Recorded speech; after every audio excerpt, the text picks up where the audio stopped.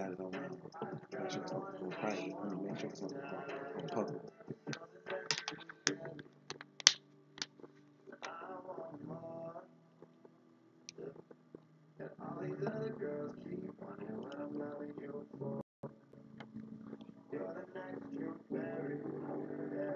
Peace to the family. Peace to the family. To those who will be tuning in live and those who will watch the re-upload. This is Knowledge for Ignorance, aka K4I, along with, Your host is Cammy. and this is Bridging the Gap TV. And we're a little excited about today's show. I mean, we've been excited about the previous three, but today we finally, I think we got all our ducks in a row, with the visuals along with the audio. Like I said, once again, we apologize for the previous 2 weeks with the muffled sound. So we've figured that out, the audio technical difficulties, and like I say, going forward, it should be A1 for us. And then, like I said, sometimes we will be showing ourselves live, but like I said, we got everything rolling. The audio sounds good. We got our backdrop up, you know what I'm saying? Our icons, as long as the show's logo. So we feeling pretty good. What you think, Cammy? Yeah, I think we're doing better since we got like the audio figured out, everything like that. Right. So yep. So we hoping everybody's is in high vibes. You know what I'm saying today, and Looks like like I we have some said, good topics too. yeah, we definitely doing. This week we'll be having Cammy leading off, starting with one of her topics, and then I'll be going in piggybacking and adding to her perspective, her opinion, and some of the the research or stats we found or whatnot. So with that being said, Cammy's going to get started, and so take it away. Okay, so my first topic is about the Flint water crisis, and this is a good topic for us because we live in Michigan. We live in Saginaw, which is about like 30 minutes away from Flint, and so when you look up the Flint water crisis, the definition of it is the Flint water crisis first started in 2014 when the drinking water source for the city of Flint, Michigan, was changed from Lake Huron and the Detroit River to the cheaper Flint River due to insufficient water treatments, lead leach from the lead water pipes to the drinking water, exposing over 100,000 residents. And it said that there have been about 12 deaths, all from Legionnaire's disease, and it's ongoing. It's been happening for a while. But one thing I'd like to bring up about it is that like there are other water crises like going on in the world, like in like all over the U.S. and I found like a lot going on in Africa, like not just like doing like with the pollution and stuff, like also like droughts, because there was like there was a drought in California a while ago too, wasn't there? Yeah, yep. Yeah, And as a matter of fact, California, your grandfather lives out there. My yeah, dad. They always deal with somewhat of a water yeah, shortage, which I don't know, like seems kind of funny with them being off the coast. yeah, But yeah, at the same time, yeah. I understand that the Pacific Ocean is salt water and we don't drink Yeah, that. we can't. But Yeah, as far as back as me, going to visit every summer as a kid all the way through my college years, they had a city ordinance to where they can only use their water, say like the water their own line, like it was on opposite days. Like I want to say like odd number days, or it could have been even number days. But I know it's a restriction. But just to bring that up is to say that here in Michigan we have no water restrictions as far as yeah. what I'm saying, you watering your Yeah, because we own have the lawn, Great so Lakes on and so around forth. us, and Yeah, we have a lot of natural water. Yeah, go ahead. yeah, and the other day in science, I there's something in our book talking about like how many, like in which states like use like the most and like the least amount of like water per day. And California was like well like per person. Well, California was probably like the least amount like to use water. And Michigan it was like high, but I'm pretty sure I actually don't remember the highest one. Like if I remember to like bring it up next week, I might. But yeah, I said that California was like one of the lowest ones like to use like water like daily, like how much they do. But there's like a few like examples I'd like to bring up, since like as I said that we live in Michigan, and like when we live in, like specifically we live in Saginaw, which is like 30 minutes away from Flint. And a few stories that I have was that this one time um last summer we went to go um we were going to the Flint airport because we were going down to Atlanta to like see my brother graduate, right? And as we were pulling in, like my granny was talking about because there's sprinklers like in the front, and my granny said like make sure not to open your mouth so that you don't get any water in it, which was like it was pretty like mean, but at the same time it was like true and like kind of like unfortunate that like she had to say that, but like um yeah, there's like one story that I had about that. And another one that I had was from this past oh, no. What was it? This was like last year, like in the winter time. Hmm. Me, my friend, and her mom, like we all went up north to go to what is it, like Avalanche Bay or something like that. It was like it's a indoor In water northern park. Michigan. Yeah, Yeah. it's up north in Michigan, and we were talking to this girl that we met there. Like she was from the Upper Peninsula, so like which is like really far from where we're at. And she was like, we were like, oh yeah, we're from Michigan and stuff, like the Lower Peninsula there. And then she was like, oh well, like what city are you from? And we were like, well, we're from Saginaw. And she didn't really exactly like know where that was at. And so we were like, to give an example, we were like, oh, we're like about like 30 minutes from like Flint and like Mount Pleasant, like that area. And then they were like, oh, like the first question that she had to ask me was like, how's the water there? Which kind of like made me feel bad because like I mean it didn't really make me feel bad, but it kind of made me sad that she had to ask that question since we live Right, so right. close to Flint. And that makes it kind of gives me like a outside perspective from like people that like don't live in the area or like live in Michigan, or even people that live in Michigan just not like close to us, Right, that right. like that how they see that like Michigan's water is bad, which should be the opposite way around because like we have like those Great Lakes, because Yeah, like you would think, yeah, yeah. like you would think it'd be like the other way around, but like it's just the front water problem, like the crisis is kind of unfortunate that like people think it's that way like everywhere around Michigan. So do you have anything else to bring up about it? Yeah, yeah, yeah. I'll just say, I actually work with a couple people at my job that's from Flint, and like at this point, they're kind of, you used to it, and they're, adjusting and accommodating, their selves along with their family members, as to trying to be safe as possible with the consumption of water. So mostly they're doing, bottle. I think they're probably only bathing, in it or whatever. But if they are doing something, say consumption wise, or cooking, I think they're taking the steps that they told them to do to try to get the best levels of contamination out of the water. And I think, if I'm not mistaken, boiling it. I think that ended up being not a good thing to do, if I'm not mistaken. But yeah, so And for it the took too most much part, time too, right. also. Yeah. But yeah, for the most part, people that I know, they're dealing with the situation. Just say like with anything that happens, within a person's community or culture, like to the best of their ability, they'll try to cope with it, or try to take steps to avoid the best way to stay, safe with the consumption, of the water. Now, at the same time, like what my daughter Cami was saying, we only live 30 minutes away from there, Hmm. so we're not naive to think that, Saginaw's, water is contaminated, Like E- it's not great, but like at the same time, it's nowhere near as bad as Flint's water. Like it's like I feel like water everywhere like does have stuff in it, but like our right. water, like it's not as bad as Flint's. Yeah. Like it's like we still No. can drink from it, but Yeah. like No. Definitely. we're still cautious All still. places probably do have, Yeah. different qualities of, bad, water purification. But what I was going to touch on is, we're not naive to think that our water is just the best either, right? So, Hmm. like I said, we're 30 minutes away from Flint, where this nationwide water crisis, has been in the media for the last, what, 3 or 4 years. But we live in Saginaw, Michigan, right? But Saginaw, Michigan is also known as part of the Tri Cities. So the Hmm. Tri Cities would be Saginaw, Bay City, Michigan, and Midland. Okay, the big thing dealing with those three being the Tri Cities, Midland, Michigan, for people that's not from Michigan, is known not just through the country but worldwide for their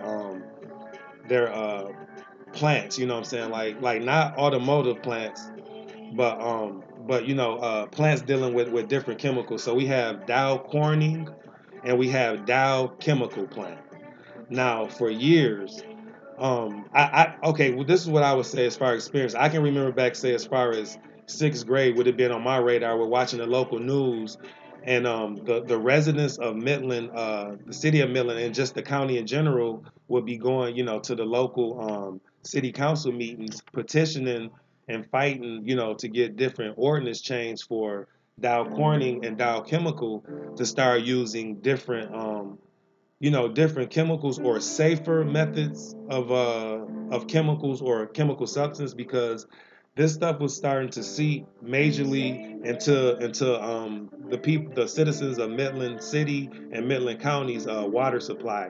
And one of the big things that was being found within the water and still is in Midland is dioxin, and I'm not too thoroughly familiar as to exactly what it is, but that's been one of the main emphasis over the last 20 years that the city, citizens of Midland has been fighting with Dow Chemical more so than Dow Corning because Dow Chemical deals with a lot of more so chemicals that's being, put out into the environment, In the seeping air into and the in the water. air and Yeah. into So it the could make water us maybe supply. like sick or give us like. Yeah. So I just wanted to read something brief.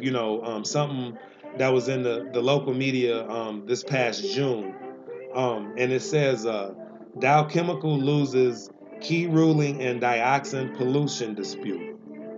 And just briefly, I just wanted to read a little bit of it. So we can just give you a little bit of history and knowledge as to what we're saying about just the water in general. I know we're saying Flint water, but now we're talking about our water and just the surrounding cities and just that should open your free thinking up to it being a wider spread problem. Citywide, statewide, nationwide, worldwide. So yeah, like a little bit of the article it says property owners have won a key decision from Midland, Michigan appeals court in their long-running lawsuit over dioxin contamination by Dow Chemical. The court ruled 2-1 on Thursday that property owners along the Tittabawassee River didn't wait too long to sue the chemical company over contamination in river's floodplain. The contamination was caused by dioxin released by Dow decades ago. Dow argued that the statute of limitations had expired because the public became aware of dioxin pollution in the river in 1980s. Now think of what we're saying, family. They're just getting a ruling in 2018, but the citizens of the community of Midland has started being aware of the dioxin pollution in their water supply as far back as the 1980s, and they're just getting the root. Do you know how much contamination and how much How much more has health happened problem? even since then? Yeah, health problem. Birth defects and more problems, like Cammy just said, to the community, It's and as gotten far as worse the since then. lives. Yeah, yeah, yeah, yeah. You know what I'm saying? So yeah, I was just reading a little bit just to give a little bit of backstory, like I said, a little bit of history to what we're talking about as far as water go. You know what I'm saying? So yeah, like the Flint is in dire needs. As far as the water. I know a lot of people are still donating, water. A lot of water is still being shipped down there, but those citizens still need a lot of help as far as health reasons going forward. You know what I mean? So also I just wanted to say when I was in college, and this was what 94 through 97. So I'll say 495, one of my close friends from my basketball team in college lived in Texas. And out of them 2 years of me playing with him, we went and visited his hometown of Lubbock, Texas, where the University of Texas Tech is, probably 5 times over the course of those 2 years. And the first time we went, we was making a big joke about it, but once we got there, we understood. But all while we was going, to say a couple of days prior to going, he kept emphasizing, hey y'all, when we get there, we gonna get our drinks, whatever y'all want to drink, but we're not gonna drink tap water. We'll get jug water from the store. So we like jug water, like, dude, we're not gonna be paying for water now. The people that went with him was from, I'm from Michigan. Our other friend was from New York City, and our other buddy James, he was from Vegas. So we all like paying for water. Like, what is you talking? I'm not gonna be paying from the water. But he explained like he was like, yo, the different minerals and chemicals in the water, it comes out kind of this color, got a funny See, I never taste really. to it, odor, and then like the people that's consuming it, he said you'll be surprised. Like you can tell the families that's consuming the water out the faucet because the discoloration and stuff with their teeth. And I kid you not, I'm not being funny. So we brush that off, and I want to be long winded, but we get there, after our 6 hour ride, to get there. We get in town. First thing we do, we go to McDonald's, you know what I'm saying, to get some breakfast, right? Going through the drive through the girl that takes the order, when we get there to pay for it, she was very cordial. Soon as she started talking, that was the first thing that stood out. Her teeth. Her teeth was like a tannish brown. Not a stained yellow, say from age or not brushing product. It was a stained brown. And I'm looking like, whoa, and then my boy right away like yo, I told y'all, like that's a telltale that they drink, tap water, or she's drunk tap water, right? So what I just brought that story up to say, that was between 94 and 95. You know what I'm saying? 1994 and 95, and now we almost 20 years into the new millennium. You know what I'm saying? It's almost 2020, and we're talking about the water supply in Flint, Michigan, but I'm talking about Yeah, I never water even. supply in Texas back in Yeah. the 90s. See I what I'm never saying? even heard about that until like you brought it up like about the water being bad there cuz like when I was looking it up like I found stuff about like the water in like Africa, like the water like in like California, stuff like that, like around the Right. US, like not as big of water problems, like, and I'm not saying that those water problems aren't as important because there's still people being affected by them, but they're just not broadcasted like as big like as the Flint one was, or like Right, right, it's right. kind of like sad that like they have to be kind of like like excluded from being like like what I mean not being as like broadcasted and Right. stuff. And Yeah. and and this is the thing too, like don't get me wrong, like even though we drink bottled water, this is kind of a contradiction that I be thinking about, and I just haven't, got I'm trying to find the word, got to where I'm consistently doing it, right? Like we drink bottled water and all that, but when I'm cooking certain things or boiling certain things, I use tap water. Hmm. So we still consuming it on a small scale. Like it's Yeah, it's like only with ice minimal. and stuff. Yeah, Like well we'll put it minimal. in the Yeah. ice tray, but like we don't use it like that much because like And you know what? we're cautious You know too. what though? And With you saying that in real time, let's start today being more cautious of using the bottled water for our ice cream, because that's kind yeah, of that's that's kind of what I started hypocritical. doing for a Yeah, while that's kind of too. hypocritical because we drink bottled water, but say if we drink, say, pop or a juice Say we put or like something drink like that that, yeah, water, then we're put the putting, other water in yeah, it. we're, You we're know what I mean? putting, It gives it a funny taste yeah, sometimes too. yeah. Yeah, So me and Cammy, that's gonna be one thing we start today. We're gonna yeah. We start started trying to be doing it. conscious of Yeah, using bottled water for our ice cream. Because like I said, I do it sometime and I can taste the difference. But like I said, in the rush, oh. I forget and I just go back to the old using the tap water thing. Go ahead. Okay. Go ahead. But one thing I thought about was like how like we wash our hands and like take showers with it and like wash our dishes with it, and Right. that's like one thing that they can't do, that they have to use like water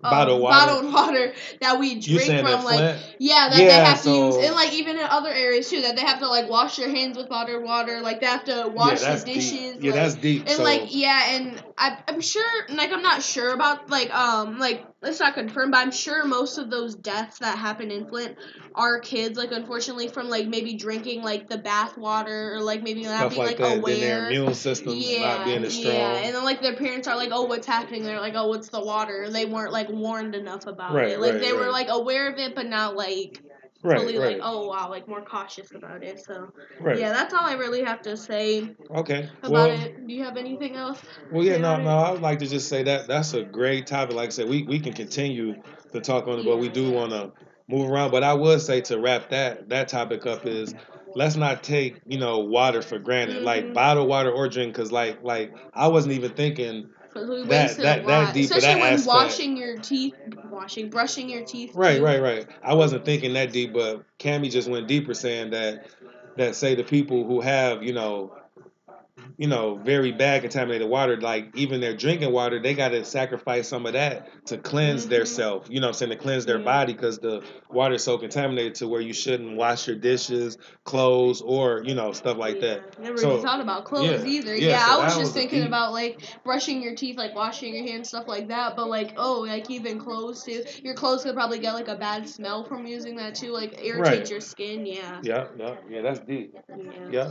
All right. Yeah. So that was cool. So we'll wrap that first one up on her first topic, and I want to jump into my first topic, and actually, it's going to tie in to her second topic. So it'll kind of be a duo thing. So the second topic will be dealing with school shootings, and false flags, and what will tie in with her second topic is crisis actors, right? Mhm. Okay, yeah, yeah. So we're gonna go in and talk about school shootings, for a bit. I want to give my weigh in on it and have her weigh in on it. And then we'll just try to, what I'm saying, talk about some key things or some real facts or whatnot. So dealing with school shootings, this is what I want to say about it. School shootings do happen. Yeah. They definitely do happen. Yeah. Um, but the way the media is portraying and is broadcasting these school shootings isn't the way it's happening, and a lot of those are not happening. It's like a staged event. But once again, I want to reiterate, it is certain school shootings that do happen, but what I'm saying, for the most part, the ones that are being televised and that are being broadcast on TV, newspapers, social media, what I'm saying, so on and so forth, are pretty much staged events with agendas. It's an agenda behind it, and a scare tactic. And one thing I want to say, what I'm saying, before we start diving into the school shooting, what I'm saying, is some experiences back when I was in school. I can remember three school shootings here when I was in Michigan, and the one year, my junior year of high school, when I stayed in California with my dad. Now, the first episode of Bridging the Gap, we talked about the metal detectors and all that. Now check this out, we had that, but during my gym class, what I'm saying, even though we had that during my We gym still class, sneak in we stuff. was outside, right? We outside, doing racquetball and stuff. Then this alarm thing came on, which it was foreign to me because, like I said, I had just started going there, but everybody knew, okay, hey, you got to get down. So the gym teacher blew a whistle, everybody get down. So I'm like, get down. Okay, what happened? What Oh. happened? It was some rival gangs had gotten to it. One of the gang members from one of the gangs, gang member threw a gun over the fence, over the football fence, and that's how the gun got in. So the guy was chasing the guy and shot a couple times. So needless to say, I'm just giving an experience and a real life account of, okay, that was an instance of a school shooting here in Michigan. My 12th grade year at school, it was a school shooting. I mean, I can recant when it happened. I was in my econ class, and it was raining outside, and you heard a boop boop boop, and you heard some tires squealing. And my class was right by the window to see the parking lot, so you just seen a couple cars squealing off. So you get out, you hear the rumors, blah blah. That was a shooting. Then there was a shooting 3 years prior to that, when I was in junior high, my ninth grade year. A couple guys that I actually was friends with. I was mutual friends with both of them, but the two of them wasn't friends. They was just rival enemies growing up, and they got into it. And one of the guys had a 22 pistol on him. They got to squaring up, and they started wrestling. The one guy slammed the guy, and the one guy got up, going in his waistline, pulling out a 22, let off like two shots, and we scattered. So I said all that to say that there are school shootings and stuff, School like what I'm shootings saying, aren't like. always like the ones that you hear, like for example, like oh like 10 kids were killed by like a kid that used to go there, like just like shot up the building, stuff like Right, right, that. right, right, right. Yeah, yeah. So like I said, I just want to say that so people won't be jumping the gun saying he's tripping about school shooting. I'm just saying that it's staged ones and false flag and its agenda behind it. So I just gave three real life experience accounts of shootings at schools, right? Okay. The one school had the metal detectors, which was ahead of the curve, back from back here in the Midwest was California. They had metal detectors there. That's what I'm saying. That's why the gang member friend threw it over the fence. Okay, here in Michigan at the time, they didn't have metal detectors. Okay, so I gave an account on three school shootings in the 90s. But boom, now here's the part where I want before I let Cammy chime in on her perspective, opinion, and some research she might have. Now this is where I want to chime in that is still sometimes a false flag and the agenda behind it. A lot of the agenda with the school shootings that's being televised is a lot of propaganda. It's a scare tactic, and a lot of that is dealing with taking the American citizens' Second Amendment away from them. And I'm pretty sure most people are familiar with the Second Amendment, and the Second Amendment, entail kind of deals with the right to bear arms, meaning firearms, meaning to protect yourself, your person, or your family and stuff like that, right? So what I'm saying about the propaganda and the false flags, and then a lot of these stage shootings, like the ones that's on the media and on the news that they broadcast, is staged ones. So what I'm going to do to tie in to give you some concrete evidence as to those being staged, and it's a propaganda tactic to kind of get us away from being having the right to bear arms and to protect ourselves as American citizens, is a book that I have, and the book was published and put out in 1991. 1991. The name of the book is Behold a Pale Horse. Once again, the name of the book is called Behold a Pale Horse, written by William Cooper. William Cooper, some people might be familiar with. He was an ex-military guy. He was in the Navy for a while as well as the Army. He was high up in ranking, so this guy had a lot of in-depth knowledge, as to the inner workings of the government and the elite. And he was assassinated in the late 90s. I can't think of the correct year offhand, but he was assassinated.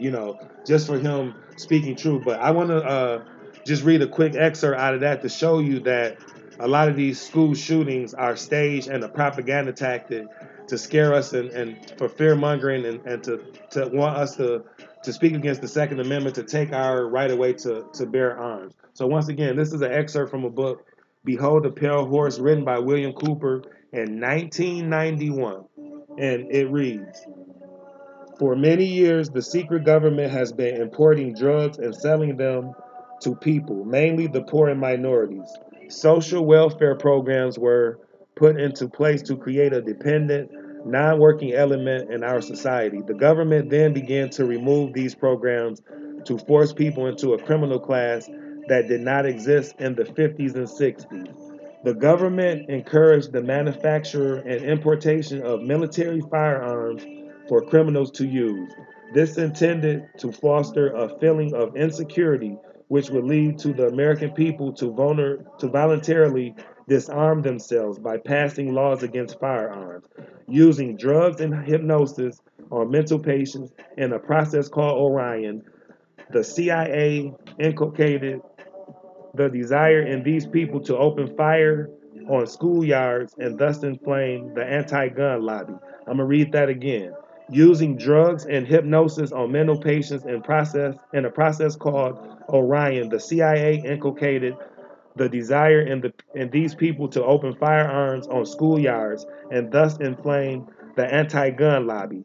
This plan is well underway and so far is working perfectly. The middle class is begging the government to do away with the Second Amendment. So you heard what I just said. I'm gonna just read that again to drive that point home. Using drugs and hypnosis on mental patients in a process called Orion, the CIA inculcated the desire in these people to open fire on schoolyards and thus inflame the anti lobby. the anti-gun lobby. This plan is well underway and so far is working perfectly. The middle class is begging the government to do away with the Second Amendment. Once again, family, this book was written in 1991. We talking about current school shootings what in the last 2 or 3 years that's been mainstream. But this book I'm reading from the passage from is from 1991 to let y'all know I'm just not blowing hot air. Like I said, prior to me reading that little paragraph, I gave you three accounts on school shootings from my personal experience. So like I said, it's certain ones, but check this out. It's so many I don't know the correct number, but maybe about a month ago.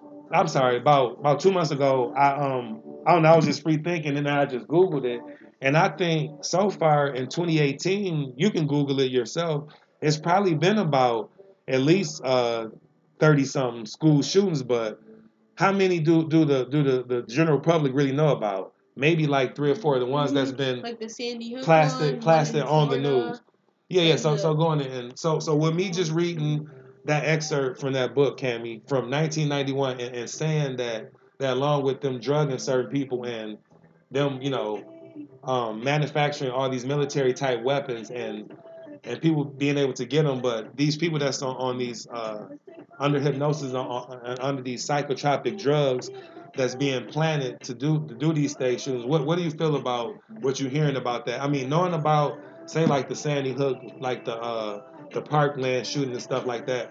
How do you feel about hearing that with me reading that excerpt from that book from 1991? I mean, it's kind of unfortunate. Like, first of all,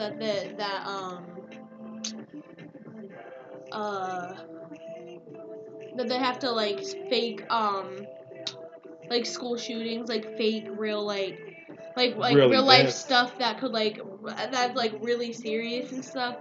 And I'm glad that you brought up some examples because I have an example. Like I didn't really like witness it, but like I heard it because when I was in I think kindergarten, I was just like eating breakfast and my mom was like about to leave, and this lady like one of the ladies that worked at my school just yelled, "Everybody get down!" The lights were shut off and stuff, and like my mom came like running back to like me and my friend like who were sitting at the table. We had to like I sit remember under. that. Wow, Yeah, we yeah. had to sit I under the remember that. table, and we later found out what had happened was across the street a house was broken into and it was like a mother with like a few children, and like shots went off, and he was like, and there was like a man with like a gun in there, and like I didn't really like hear anything about it on the news, but like that happened, like, and it was so close to a school that it was kind of like it was really scary for me because I was like 5 or 6 Right, at right, the right. And it's time, like yeah. overwhelming. And Like, then when I got upstairs, they had me sit like right next to the window. So my mom like took me home, and for like a few weeks, I was just right, you was terrified in kind of that shell moment. shocked, and that's Yeah, and like I understandable. still am to this day. Like it's still something really scary that happened. And Right. like for example, like how you were saying like earlier that like school shootings aren't always like the big ones that we hear. Like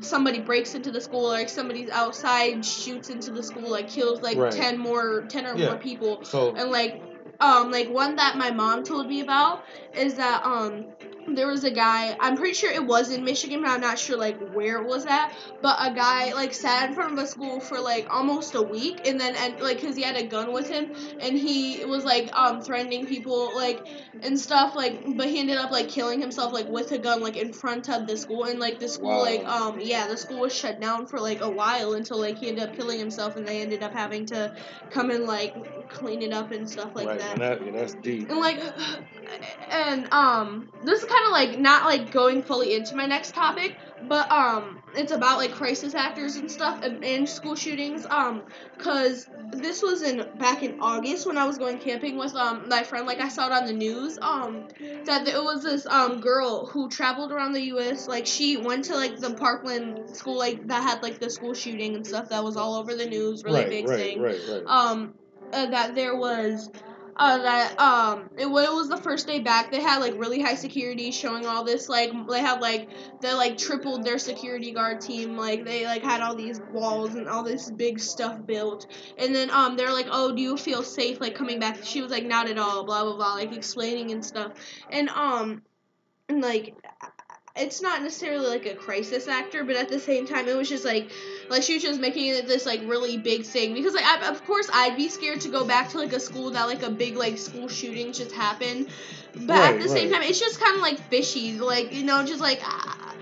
I don't know how to explain it. It's just like because when my dad was explaining it to me earlier that like not all the school shootings were like real, that they're staged. Like I was just kind of like freaked out when he told me that. I was like, "What do you mean? Like that was such a big thing." Blah blah Yeah, blah. and that's why I said Yeah. that's why this is bridging the gap where we can talk from our perspectives, but at the same time, I led off by saying giving three real experiences Mhm. of witnessing or being around the vicinity of a real Oh. school shooting. You see what I'm saying? Yeah. So, but what I'm saying, what I'm emphasizing about the ones that they're plastering on TV, be staged. So Yeah. that's let's say like the the Sandy Hook one. It was a post. It was a couple posts posted a couple of days before that even happened. Like people had screenshotted it and posted it, like Facebook posting of people, sending their condolences out to a couple of the teachers and their families, like a couple of days It even before it happened. supposedly happened. You see what I'm Wow. saying? Okay, listen. One of the one of the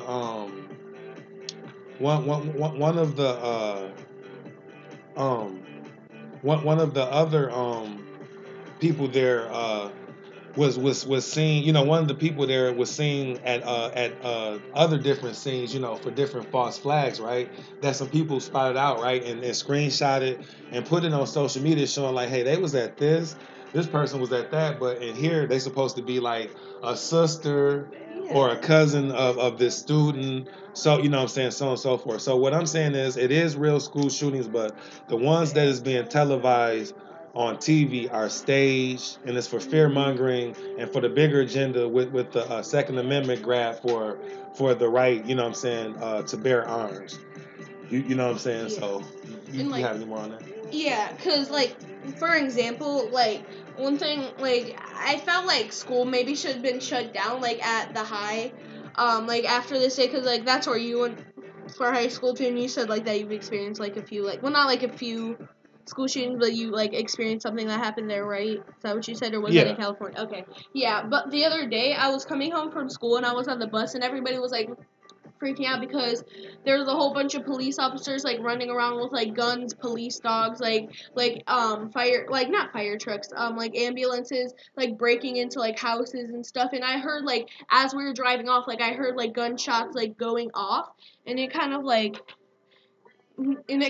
freaked me out, and it was just kind of like scary to me like that happened, because I don't think that was the first time, but that was like a time that I've heard like a gunshot like go off, and there was like kids like coming home from school like watching, or like people that lived close to the school like watching that and stuff, or like hearing about it. And my friend came to school the next day because she actually lives pretty close to me, and she was talking about how she was at the store and people were talking about it. And I feel like kids should have been like not exactly like sent to school the next day, because like no, there's I don't know, It it's was just kind it of was like kind of traumatizing somewhat, yeah, like. because there's literally kids right there, like just like sitting on a bike, and there was like this like I just saw kids like just sitting there watching them like with dogs, and like people just like breaking into houses. That's just like it was scary for me, just like going by on the bus and stuff. And I'm sure they would have like shot off like shot their guns earlier, but like they didn't, because there was like a school bus driving by and there was just a lot of people around. But Right, like that's right, a right. really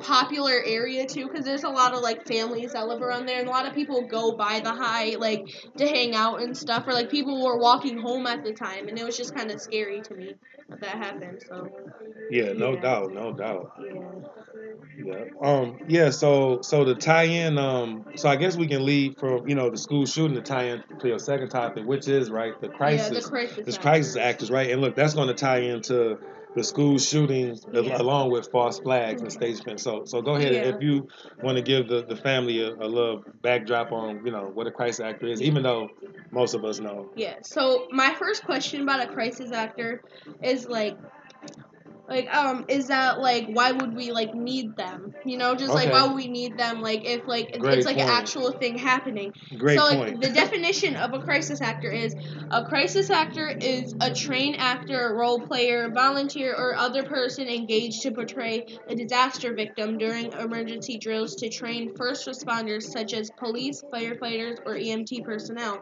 Which is kind of like it's kind of a false definition because it said that it's a person engaged to portray like a disaster victim like during like emergency drills. That word right there, it's a drill. Right. But like a few pictures that I found, it says like this woman that has been shown in like the Aurora movie shooting, in the Sandy Hook shooting, the Boston marathon like shooting, in the Paris bombing, like that Paris stuff, like attacks. the Okay. Yeah. Paris attacks, like it's shown this woman that's like been on the news, and that's like, and like I've seen her on the news, or like seen her in pictures and like articles, and that's not a drill. Like she's a crisis actor that's being shown, and like that's actually being shown as like a real person experiencing these things. But why would she be at all these events if like that didn't even like, if it's not really happening? Like why would we Exactly. need them if it's like an Exactly. actual thing happening, that they should actually have real people like giving their perspective on it? And like a topic that I had, I think the first week was 9/11 and how it was fake, and how they had a lot of crisis actors for that too. Because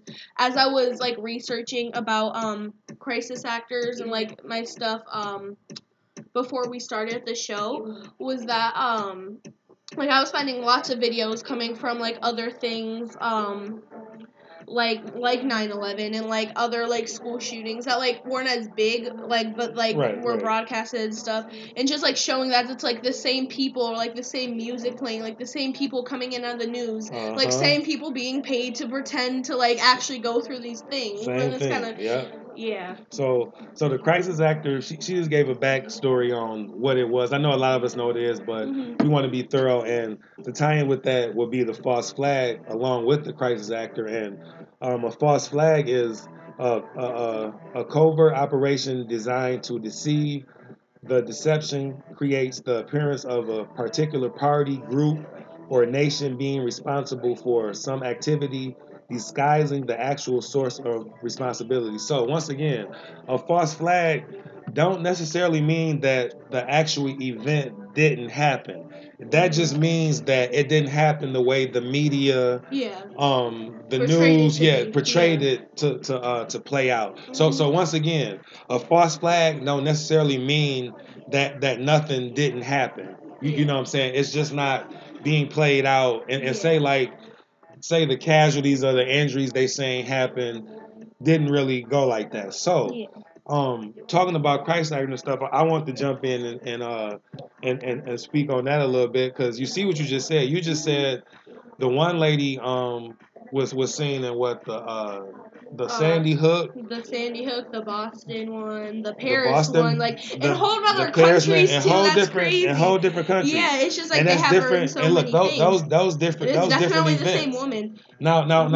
how could that be coincidental? Like you'll say, Just okay, like seeing them in like two things, like say maybe two two things. things. That's kind That's of still a weird. stretch, Like but that's still. you name like four things where this same lady, Hmm. what And was at. You see what yeah, I'm there was saying? this picture that literally said like, if you see this woman, run for your life. And I'd be scared too if I'm like, say I'm at like a concert or something, and then like that lady's just there and like she looking like she's freaking out or something. Like I'd run. Like I'd Right, be scared. right, Like like because I know about it. It's just like it's an example, but like, yeah. but it's just kind of like crazy that like that they have to do that. Like if it's not like, if it's not fake, like then why would you have to have like a fake person like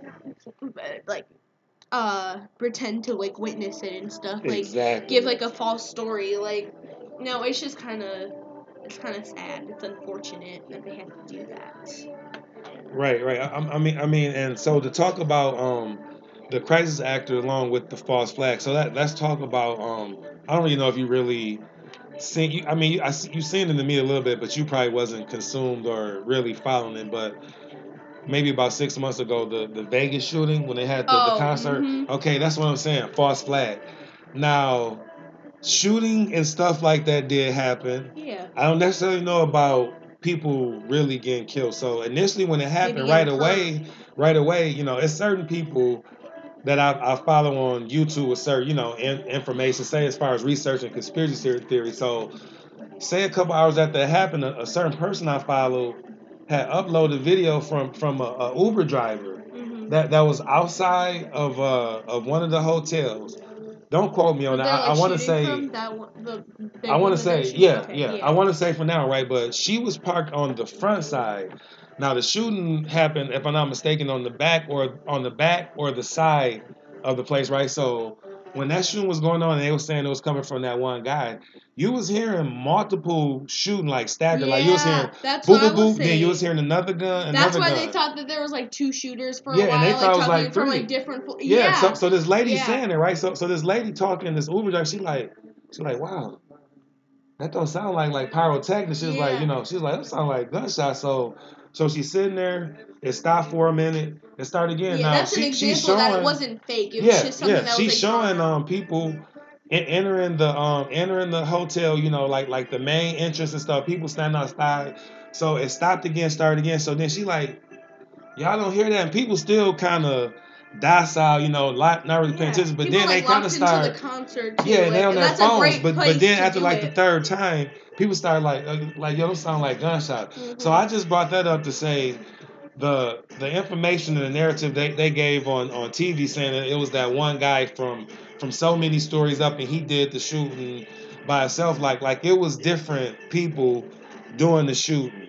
You know what I'm saying? Hmm. So that's what I want to say about tying in, the crisis actor along with the false flags. Like I said, a false flag does happen, but how it's played out by the media, the news is not what really, what I'm saying, what Yeah. really happens. You know what I mean? So that's saying, like you brought up the Aurora shooting with that girl being on the scene. Hmm. Okay, now the dude that supposedly did that shooting, um, right I away, actually. right away, the witness accounts was saying it was two people that initially came in, like through the exit part, right? That's what they're saying. Then right away, you stop hearing those accounts, right? Uh huh. Okay, but at the same time, this guy is was in a program, a government program, like in high school to where he was under certain sedations, Yeah. certain Mm-hmm. psychotropic drugs, and being hypnotized as that paragraph from that book I read, "Behold the Pale Horse," right? So he was a scapegoat. You know what I'm saying, you using it. He's the puppet they use as the person that did it, but it was some other people that did it, but every time it's always they can go back to these people's house and they got all these explosives Yeah. and things like that, laying around, and they're never like wounded or not. Yeah. He did all these killings and stuff, but they just apprehend him, without any confrontation or Yeah, anything. You and have like, anything else to say on that? yeah, cause a while ago, cause I started getting into like listening or like reading like scary stories or like stories like coming from like people like stuff that like they witnessed and stuff. And one of them was from the Aurora movie shooting. It was actually like verified like on Reddit that it was coming from like a person who actually was there. And for example, I know that was a crisis actor, like 100%. That was at the Aurora one that they showed because the Aurora one happened early in the morning, like 12 in the morning, and that picture was showing like in the morning, In the and morning, yeah, and so like it's a fake picture like that because like it was right? saying that it was happening like in the morning that they were going to see that movie like in the morning, and like. And it's just dumb. Like they think that we won't like catch on to that type of stuff, and like Crazy, right? uh-huh. And actually like remember that one shooting that happened at like the gay club a few years back, the Orlando club Yeah, the shooting? Orlando club shooting. Everybody was talking about that. Like I would go over to like granddad's house and he'd be watching like the news, everybody would be talking about it, they'd be like blaming it on people like false stories and like all this different stuff that like wouldn't make sense would be on there. And Yeah, I and the was like same 9 thing or with 10 that. at the time, and I was putting stuff together that was like false about it, or like Right. there would just be people like talking about like I mean there was like real stuff like text messages coming from like people like family members like people that were there, stuff like that. Right. But it's just kind of like sad, like that they think that we're like that dumb, that they think that we're under enough control to like actually like Yeah, and believe like you this. said, with that whole narrative was changed too. You know what I'm saying? From because they the initial thing they gave isn't what really happened because like I said right away, what happens is within the first I'll say 2 or 3 hours of these events happen, these false flags, right? A lot of truth be coming out, but as the first 24 hours start unfolding, the false narratives and all that stuff start coming out to where stuff is recanted. And So like that one shooting that happened at YouTube, remember that was really big. Like I found out about that wow, like an yep, hour yep. after that Remember happened. that? Yep. Yeah, there was like a lot of crazy stories coming from that, and we were actually really surprised. Like this kind of off topic, but we were really surprised when we were actually like coming home because well not coming home. I think we were like going somewhere, but we heard it on the radio that it was a lady that actually like shot up the place, and they were just coming up with these different ideas like, oh, why would a woman do it? Why would a woman do it? Like saying like all this stuff would happen. We were even surprised that a woman would do it, you know, because we're Exactly. so used to these like men doing it and like them making like as the bad guys and stuff, like doing all that type of stuff. But we were just completely like freaked out to hear that a lady did it, and like they're just coming up with all these fake stories like, oh, maybe she did it because of this, maybe she did it because of that, and it's like not coming from like the actual like person that did because she killed or arrested. They normally end up killing a whole bunch of people, killing themselves because they feel like too bad or something Right. afterwards. And And I feel like a person that would be like so sick enough to do it in the first place wouldn't be like sad enough over it to kill themselves anyways. You know what I mean? yeah, yeah. Yeah. See what I'm saying? Yeah, yeah. And I'm mad because I was trying to find this video I thought I had saved, but I didn't. But it was dealing with that Parkland shooting. Now they said that one student did it. Like the initial stuff with that was coming out different story. Now they were saying that he entered to the news was saying he entered the building around 2:30 somewhere around there, right? He had got dropped off by an Yeah. Uber. He set this alarm to trigger to have people come out, right? But it was these videos of this girl servicing, right? She was in the parking lot getting interviewed, and her recant was totally different. She said prior to the shooting and the alarm getting sound, she said she had asked the teacher for the hall pass to use the bathroom. Boom, she go use the bathroom. When she's coming out the bathroom, I'm sorry. She's in the bathroom. She heard her alarm. So she hearing everybody coming out. So when everybody's coming out, they're walking. She said she walked past the supposedly accused gunman. Now hear what I said. Now the news, Just yeah. Now walking check it past. out. There's Now nothing the news, suspicious about yeah. him. Now check it out. The news is saying that he got dropped off by They said Uber that and, he and used to be ended a it. kid that went Yeah, there he went though. there. But I feel listen to like what I I'm would have been saying. alarmed if I would have saw a person that was like kicked out, like But that's being what I'm there. saying. That's what I'm saying to where it's fishy. Okay. Now the news is saying that, but this girl that's getting interviewed by the news is saying she got a hall pass. The alarm went off when she in the bathroom. Boom, she come out. This dude is walking past her in the hallway. Mm-hmm. She says, "Wow, I thought you would have been the one that would have been doing the shooting because she said she supposedly heard the shots. Now make that make sense. Don't that sound made up? Wow. Yeah, She cause said like she passing she the said guy in the off she passing the guy right that in the they hallway. thought did it, but she heard gunshots like at the same time, like as she Yeah, but keep in mind the news is saying that he's an ex student. That's That what he I'm wasn't saying. going Like, there, but this wouldn't girl she is be saying that alarmed that like there's an ex yeah, student going yeah, there yeah, you see though? what I'm saying? But this guy is walking past her at the time when the shooting is supposedly going on. Another thing is showing that, crisis actor and false flag and that it's staged. The only pictures they were showing of the supposed shooter was supposed to have been a neighbor had like the 6 second video of him in the backyard with a gun. He was supposed to have been shooting these cans, right? This is my thing. With today's technology and all this recording and everything, right? Why didn't this neighbor show the whole video look of him out there It's placing just the six cans seconds. and That's like shooting? Yeah, the yeah, length of a vine. Like, why yeah, would yeah, you yeah, have to yeah. do? Why But would look that's just the the CGI was yeah, look, that's just to set the false tone and just the make falseness everybody of the more freaked story. out. Listen, okay, Add 6 seconds. into Oh, it. he did have a gun. He walked in. Okay, so he did have a gun. You see what I'm saying? Like it's false. The whole story of who he lived with, all that was just chaotic. So yeah, so that those two topics was tied together. School shootings.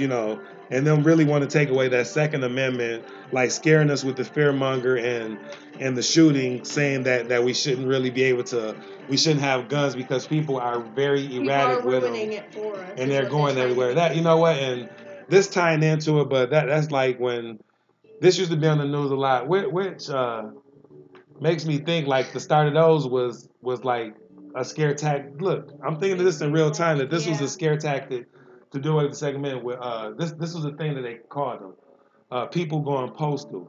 Now the first one happened where this postal worker was so stressed out to work where he went back to work and killed a whole bunch of people. So for a while, that was a running narrative in the news in the '90s and stuff, like people doing killings at work. Now what I'm saying is, a lot of times that could happen. You see what I'm saying? Because look, it's one that wasn't televised. I know for sure that this happened, say, like last April too, when I went to work. I work at UPS. I went to work and we had a quick briefing because one of our Toledo branches, it was a shooting. It was a shooting and a killing, right? Like it was a domestic thing. So, but look, that wasn't on the news or nothing. This was just was in house to where that the Toledo facility, let us know, which it just was a alert company wide through UPS. So all the UPS facilities had a talk, you know what I'm saying, about seeing people that's on company property that's not a worker and looking suspicious. So like I said, it's certain stuff that does happen, but for a while, like I said, prior to you being born and when I was younger, it was a big thing with big shooting at companies and jobs that they would plaster, but it was only certain ones that they would emphasize on. Yeah. So like I said, I felt we kind of did a thorough job. And like I said, on all these topics, we can talk endless time on them, you know what I'm saying? But we do want to move on. You know what I'm saying? Move on to a different topic. So yeah, so like I said, those tied in together, the school shooting along with the crisis actor.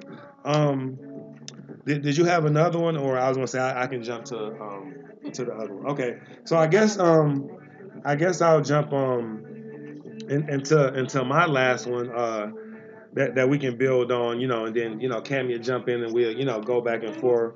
Is dealing with predictive programming, which is kind of funny because actually, what kind of makes this cool? We come up with our own topics and stuff, right? Me and her, but seem like these first four shows they kind of been fusing together like on the same page. So really, this predictive programming kind of can bring home everything in a nutshell what we kind of been dealing with. I guess I can say besides the water crisis, but say with the school shooting and the crisis actor, predictive programming, well, what I'm saying, will be tied in, what I'm saying, to those things. So yeah, I just want to, like I said, for the most part, a lot of people do know what that is, but for those that don't, predictive programming is a concept that was known to be originated by a guy named Alan Watt, who defines predictive programming as subtle forms of psychological conditioning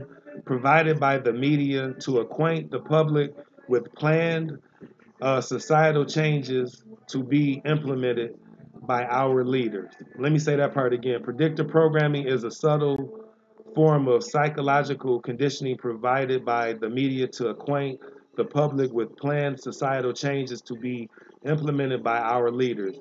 If and when these changes are put through, the public will already be familiarized with them and will accept them as natural progression, thus thus lessening possible public resistance and commotion. I want to read that again too.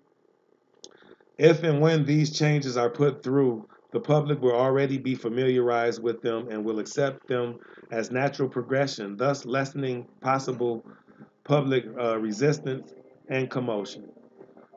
So, with that being said, just to jump a little bit in to predictive programming, and we're gonna just talk about just programming in general, because we all are dealt with that subconsciously and consciously, whether we know it or not. So one thing that's majorly predictive programming, and you guys can go, look this up yourself. And a good place to go to is either Google or you just YouTube this. What I'm going to say.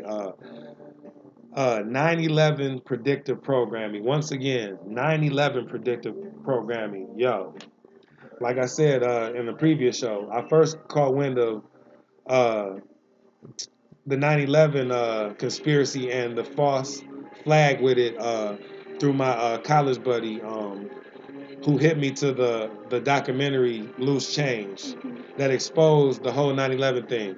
Now, something that I've came across within the last 6 months tripped me out. The predictive programming as far as 9/11 go back as far as I would say at least the 50s and 60s. That's what I was gonna say. Like serious, it's an actual video out there. You can look up a guy who has a lot of great information. His YouTube channel is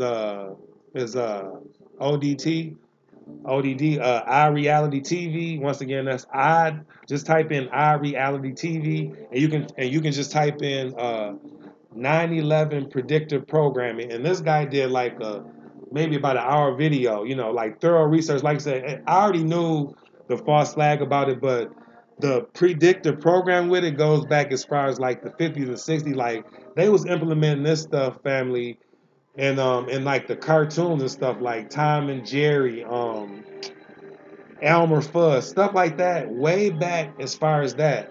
Now, as far as me knowing about the predictive programming, I knew as of recent, with it dealing with stuff from the '90s. Say like the Terminator movie, the one the Rugrats movie in Paris. If you go and look at the visual on that, when it's going off, the plane is flying in the same path coming back to New York, like running right to the towers as the planes did, literally. Yeah, and I have like something to bring up. Like, Go it's ahead. kind of on topic about The Simpsons and talking about how Yeah, it was on The Simpsons too. yeah, cause it said that The Simpsons have like predicted a lot, like predicted A like a lot of stuff lot. that was happening. Like, okay, so one was that they predicted like Trump like being elected, but it was crazy because because it literally showed him like the specific wave going Same down, way down like the all the elevator, people right? looking alike, The like escalator. yes, the Yes. escalator with Yes. his wife standing next to him, the way he was talking, like the motions that he was doing, Everything. and then the one with 9/11, it was like on the magazine cover, it was like $9 like 11 cents or 11 something. cents. Yeah. Yeah, Yeah. it was like it was the The twin two towers, and towers. it Yeah. said New York on it, and it was just like they predicted a whole lot more. Like it was something that they predicted. I don't remember like exactly what it was, but it was something about like there was like this radioactive thing that like went through these like plants and stuff like somewhere, and it was like and they were like in this like garden, and they were like taking the plants up and stuff, and well, not the plants, it was like vegetables and stuff, and like Right. vegetables and fruits, and all of them were like ruined or like gashed and or like looked weird, and they like predicted like Ebola or something like before because it was talking, it was like this like Curious George book, and it was like the Oh, and case it of was like talking Ebola about or Ebola. something, See what I'm and saying? that's before it Predictive was like the outbreak that happened before in the West outbreak, right? Africa. Yeah, Yeah. it was just So it's always predictive programming. Another thing with 9/11, the predictive programming, right? A lot of people say I'll say probably 30 years and up would be familiar with the Back to the Future movies. Now, two predictive programming and brainwashing thing they did to us, like hidden in plain sight. Okay, in that movie, if you're familiar with it, Michael J. Fox and the Doc was into it, you know what I'm saying, and they was into it with these people, right? And they was Arabic people that was considered terrorists, everybody right? like that's You see what I'm Arabic is saying? But considered look though, terrorist that was the nowadays. predictive programming and those series of movies to tie into when the 9/11 happened for us to ridicule and look down on Middle Eastern people, and Muslims, and Muslims. You know what I'm saying? Because in that movie, they, you know what I'm saying, they was portrayed as the terrorists. And Back to the Future, you don't have to watch the movie. You can just go look up. Just go Google or YouTube just excerpts from the movie. So check it out. In the movie, um, they had a move I just lost my train of thought. Okay, in the movie, in one of the movies of Back to the Future, they had a mall, right? It was called Twin Peaks Mall, right? Okay. Keep in mind what I just said. The people they was feuding Man, I with, love those check it out. movies. Keep in Back to mind, the Future. in the movie they was feuding with supposed Arabic people, right? Muslim terrorists. So check it out. When the one thing happened to where they destroyed the mall and stuff, it was called the Twin Peaks Mall. Twin Then it Peaks. turned then it turned to the one mall tower thing. This is in the movie. Let's fast That was from forward. like the 90s. Yeah, now let's fast forward to the real 9/11 that happened. They call the Twin Towers, but what do we have now? Do you know what we have now that's in place of the Twin Towers? No, I know. Okay, they have the memorial thing, the one memorial thing. Oh, the memorial. Oh. Yeah, it's called like, let me try to look it up. It's called the something memorial. But what I'm saying, the movie it was called the Twin Peaks Mall, then it changed to the one memorial monument. Wow.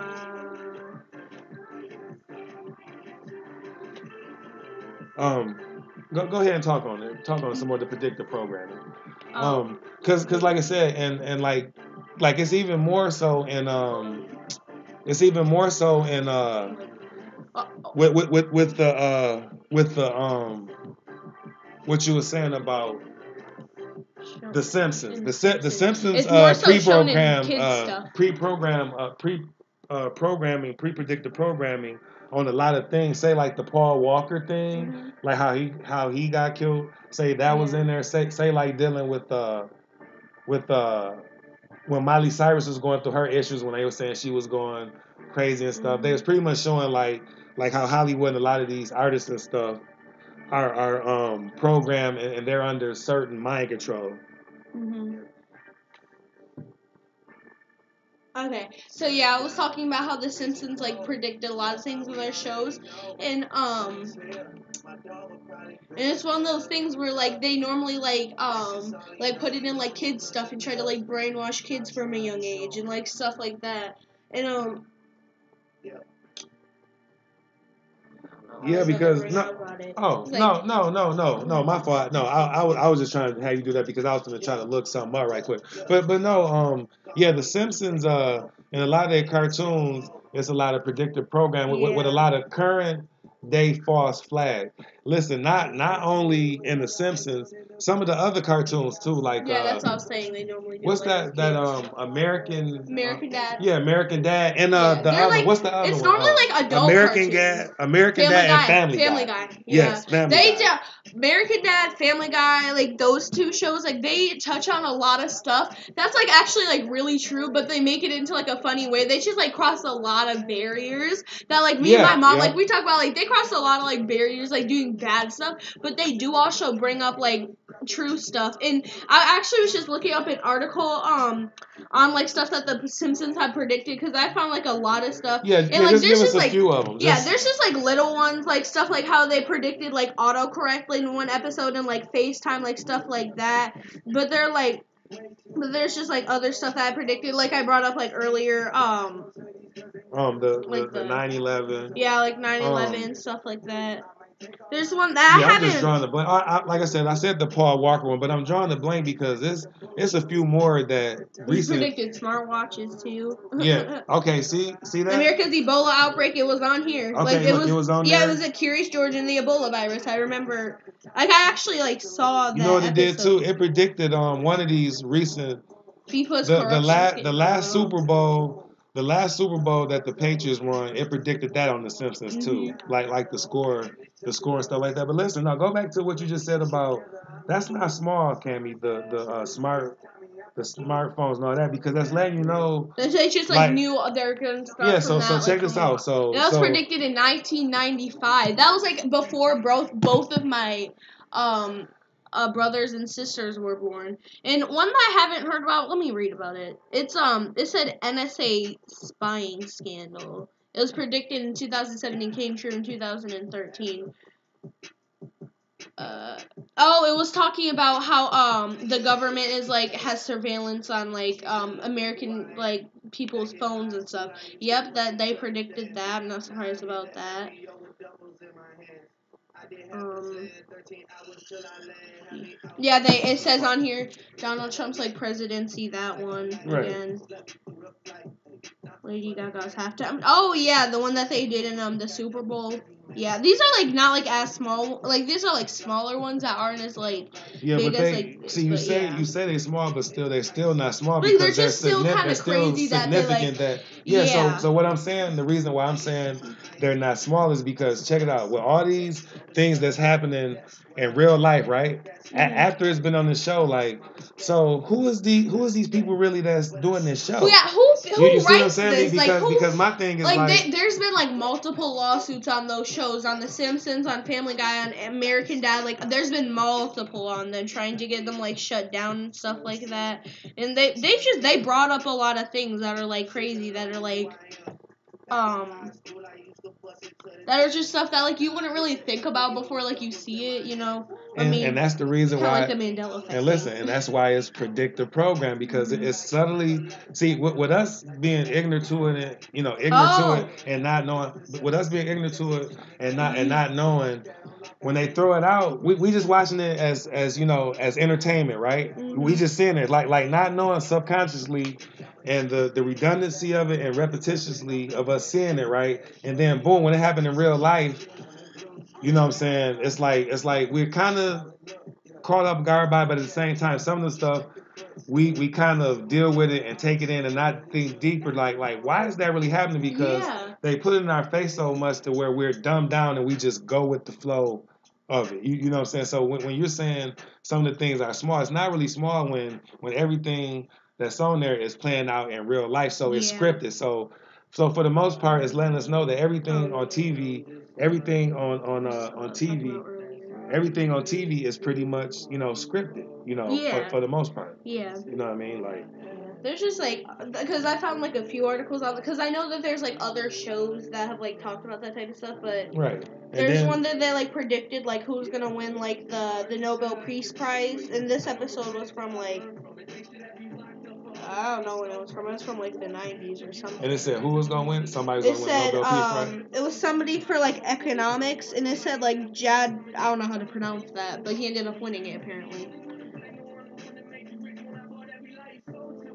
Okay. It seemed like a foreign guy, but that guy ended up Yeah, winning. he ended up Yeah, winning. yeah. That was in the 90s that So they that's predicted my that. thing. Like who is really these people who when the credits from these shows run off, they saying it's produced, you know what I'm saying, scripted, edited by, but who are these people really knowing all this stuff ahead of time? That's Right. letting you know that they're tied to the government. All that stuff is tied And together. it's kind of weird how they're like putting that stuff out there, and like, because like you would think that they would try to hide that stuff, but they're trying to like put out there. That's a point of predictive programming too. So Right. And then yeah. like I said, this will be touched on, in future shows, but this is a part of predictive programming is the globe Earth. So like I Yeah. said, we see the globe on everything. They plaster in our face. Then on all these movies, they got us with this outer space stuff. You know what I'm saying? But they always emphasizing this globe. Going to these different planets. You know what I'm saying? So on and so forth. But like I said, we're not gonna really touch too much on that day because, like I said, in future episodes, we're gonna go in heavy We're gonna on have flat people come Earth. into. Yeah, we're gonna go in heavy on flat Earth. But what I would say, just a little sample or teaser about the flat Earth thing with the predictive program with the globe Earth, with the globe Earth is with the globe Earth is them constantly showing it in our face. You know what I'm saying? It's showing these different supposed planets and us having these different aircrafts or whatnot. You know what I'm saying? To be able to supposedly go there. You know what I'm saying? After so many years of these alleged light years. You know what I'm saying? So on and so forth. But so like I said, so I won't get too long winded to talk about the globe Earth and flat Earth. I just brought that up with predictive program, but just as a teaser to show you that is fake. You know what I'm saying? The globe Earth and all that. You know what I'm saying? Okay, if we really went to the moon, why they not going back? Because you got to realize with all this with everybody being egotistical, with everybody wanting to one up, another person, like I did this over you. Don't you know a lot of billionaires and celebrities? They can do that. Yeah, listen, they would want to be going to the moon. Like all these people shooting movies for some reason not interested in. Yeah, all these people shooting movies or say like musicians. You don't think that to have one up on another celebrity or another movie that they wouldn't want to shoot? Let's shoot this video live from the moon. You see what I'm saying? Like, right. like why with all this? They're already planning out the technology. Yeah, with all this technology we have now that's better than say in the 50s and 60s. Why won't we be going back there to the moon? So that's letting you know there's bogus. But like I said, I'm gonna just leave it at that because we're gonna go more in depth on flat Earth and in future shows. So just dealing with predictive programming. Like I said, we just want to touch on that and just say dealing with just programming in general. You know what I'm saying? It subconsciously, brainwashes us and just puts us in a certain way of thinking to where we won't challenge the thoughts of what we're seeing or hearing, right? So saying just dealing with regular programming. On TV it's called TV programs. On the radio it's called radio programs. So like I said, let's program. Right. I just want to give an example. I just want to give an example of say some programming on the radio. Like I love music, right? So let's just say certain songs that I don't care for, right? That I don't care for. Okay, a lot of stations have a cycle of certain songs, like between 10 to 20 songs, depending on how the rotation go. But they're playing the same songs within the same hour, right? Or within the same 2 hours. Like forcing upon us. Yeah, listen. This is state. This is nationwide. Like all the syndicated radio shows, they play the same music. I know that for a fact. Example. I know that for a fact because I listen to different radio. So what I'm saying is I listen to radio, say from New York to California to say locally. You see what I'm saying? And they're playing the same music. I'm gonna let you jump in. I just ain't want to lose my thought on what I was gonna say. So I'm gonna give you an example to show you with just the programming, with just certain songs being played, and they pushing certain artists and certain songs and agendas. Okay, I listened to Power 105 out of New York City. A lot of people is familiar with Power 105, the Breakfast Club. They be on from 6 to 10. Charlamagne the Guy, Angela Yee, and DJ Envy. DJ Envy is a DJ. He's also a record producer. You know what I'm saying? He done put out music. He done produced songs for Jay-Z in the past. He actually right now he got an album that's finna come out. You know what I'm saying? So check this out. He's a DJ. This is a show that he's on 106 FM station in New York.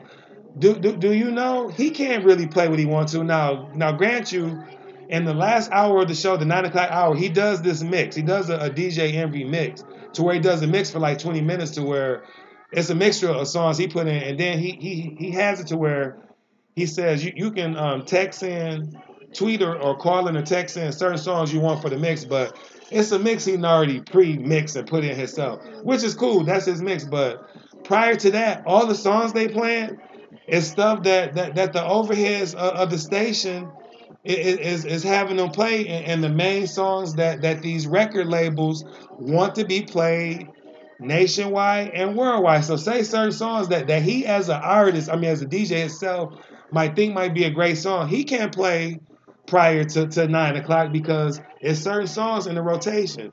And to give you confirmation on that, it'd be a lot of mornings to where Charlamagne like to, it's an inside joke, he like to agitate Envy, be like, oh my God, Envy, why we still playing Drake One Dance? Why we still playing Bryson Tiller song? You know what I'm saying? Why we still playing Rihanna song? Why we still playing this certain Nicki Minaj song?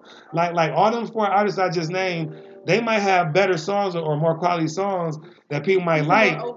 Yeah, but what's going on is these record labels and these record stations only want certain songs pushed, so that's all they're gonna play. So you're gonna hear the same repetitive songs. I'm sorry, baby. I didn't mean to cut you. I just want to put that out there that this guy on this one station makes real song and has real material out, but he's not able to play it because they're under contract and only allowed to play certain things. So what did you want to say on that? Oh, I was gonna say like with the radio station and stuff and how they play the same song a lot is that my dad actually told me that like this song that I like by somebody named Juice World, like a rapper, it's called Lucid Dreams, um that my dad like it actually like got stuck in his head a lot, and he like every time he hears it, like he gets kind of like annoyed because they'll like start singing and he won't even like mean to because he just hears it so much. Because like I like this song, it was like I listen to it like voluntarily, but there's like other songs by Juice World that are like better and stuff. Like I mean, not necessarily like better, but they're just like more like lyrical and like they're just like should be more um like more played and stuff. So yeah, that's all I have really like had to say about it. Like it's okay that he cut me off, but yeah,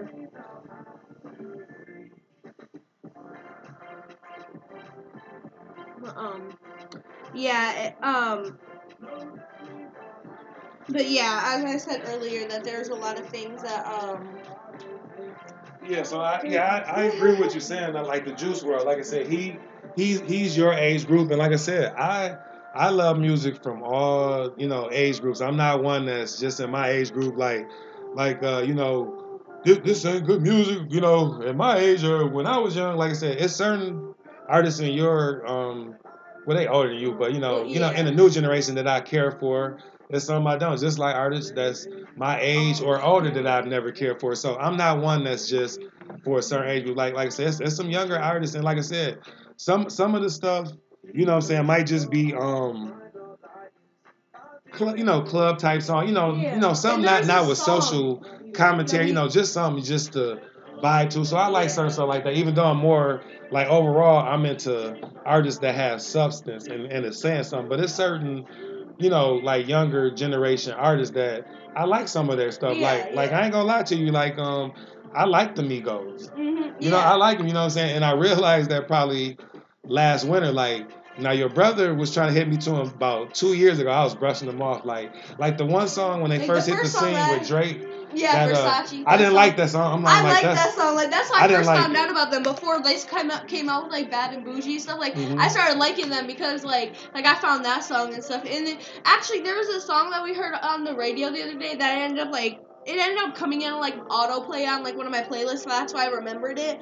On like this app that I listen to music on, and it was like that one song that you said would be like good for like the club and stuff, but it's really like it has nothing like in it. It's just like it's just basically like really repetitive, like like you know Right, what I right, mean. It's right. just Yeah. like and like my friend the other day, like we were on Xbox and she was like, "Yeah, this is such a good song. Like I like to listen to this song, blah blah blah." I was like, "What is it called?" And so like she just sent it to me. I was like, "This is a song that I literally was talking about, like that somebody might like because I said Yeah, it cause might like be somebody else's favorite song, but like it yeah, definitely isn't mine." yeah, Like and yeah, and that's what I'm saying. So like I said, these record labels and these studios and these executives, they know that, so that's what they try to target. But they really want to reel everybody in, for the yeah, most part. Yeah. So like I said, that the programming and predictive programming is the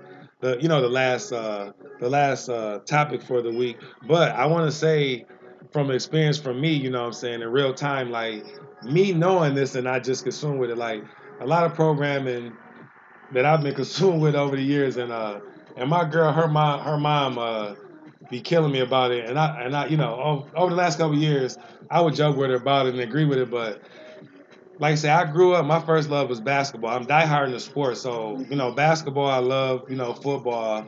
I like other sports too, but so as far as sports, I could literally not in the last year and a half. I didn't got out of that funk of doing it, but I still laugh sometimes, But prior to I say like a year and a half ago, ESPN Sports Center. I kid you not. After I watch it like an hour and a half, I'm still gonna watch it at least about 2 or 3 times later today to where I can when it come on, I can pretty much tell you what I can happens. pretty much do the anchor spill because I'm watching the same program. This is There's like what no points in yeah, it. this is Like what Cammy mama say. She'll come in the room and be like, babe, you watching that again? It's the same show. Like I'm looking at her like, girl, sit down. Like I know that look, but this is the crazy thing. I can be looking at the different stats or different stuff online about these different sports, say like basketball games from the previous night before football. But I'm watching the same show. It ain't even changing now. Sometime it might change because they might go live and it might be a little bit of different change and say a couple stories. But I'm sitting there wasting maybe what 4 hours out the day Right. of And watching the like same plus like on your recycled phone watching like World thing. Star and like videos Yeah, like just like that that. So look, and I'm Instagram, talking about Twitter. me. I'm talking about me with this programming, not as much as the predictor program, but just programming and just being zonked out. I'm talking about ESPN, and then I always been big into news, but knowing without knowing, like the last 5 years with the news, I've been over consumed with CNN and certain stories. I remember being consumed with the Casey Anthony story to where when the verdict came in, me and Cammy's mom, and it was my fault. I was so consumed with that story when I would get off work, I would watch it every day to when the verdict came out to where it went to my liking.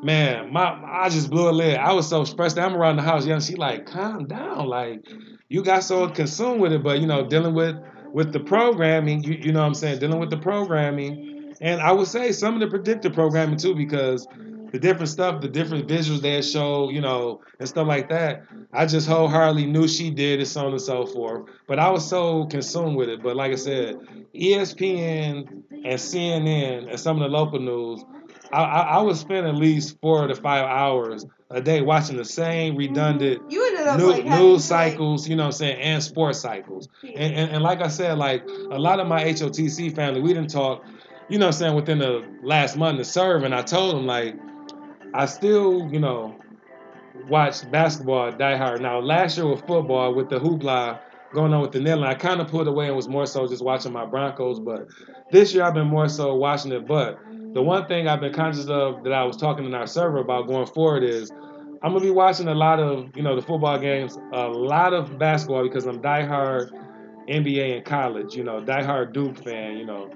Diehard Dallas Maverick and Boston Celtic fan because I'm a diehard Dirk Nowitzki and Kyrie Irving fan. So anyway, what I was telling them is for years I would watch a lot of the pregame in football and basketball. So now going forward, I'm just gonna be mostly watching the games because I played since I was 5 years old basketball, played football, so I'm coming up. So I know as much as a lot of these analysts, if not more than some of them. Like I say, some of them are ex-players, so I won't go that far. But a lot of these people that's the lead analysts, I know more than them in these sports. So like I said, going forward, I'm not gonna be spending hours watching these pre-shows with these people with these talking points. I will be watching the games and stuff, but I'm not just gonna waste time Yeah. watching talking points because I can be, building with my brothers and sisters on my HOTC, on HOTC and our Discord servers, or researching information, putting out